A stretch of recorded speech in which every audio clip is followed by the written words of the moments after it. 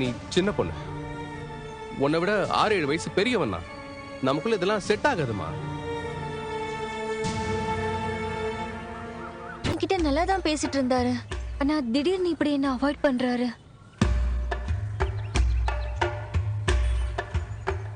எனக்கு ரொம்ப கஷ்டமா இருக்கு. அதான் நான் இவரை தேடி வந்தேன். நீ என்னம்மா இது கூட தெரியாம இவங்கிட்ட லவ் அப்படி இப்படின்னு பேசிட்டு இருக்க?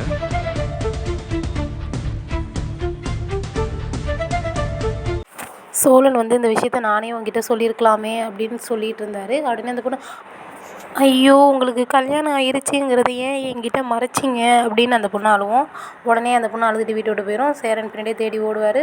சோழனும் பின்னாடியே போவார். அப்புறம் சேரன் ஆட்டோ பிடிச்சி அந்த பொண்ணை அழைச்சிக்கொண்டே அவங்க வீட்டில் விட்டுருவார். உடனே பல்லவன் வந்து ஃபோன் பண்ணி நிலா கிட்ட எல்லா விஷயத்தையும் சொல்வார். எல்லாத்தையும் சொன்னோன்னு நிலா அவங்க அண்ணனுக்கு தேவை தான், கலர் கலர் சட்டையை போட்டு வந்தார்ல அந்த பொண்ணையும் கல்யாணம் பண்ணிக்க சொல்ல அப்படிங்கிற மாதிரி ஒரு மாதிரி பேசிட்டு வச்சுருவாங்க பல்லவன்கிட்ட.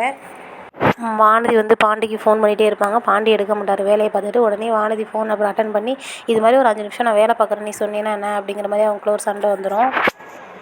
உடனே பாண்டி சொல்வார், நான் தான் வேலை பார்க்குறேன்னு உனக்கு தெரியும்ல, அந்த ஃபோனை நீ பண்ணாமல் இருந்தால் என்ன அப்படின்னு. இதுக்குள்ளேயே இவங்க 2 பேருக்குள்ள சண்டை வந்து ஒரு பிரச்சனை நடக்கும்.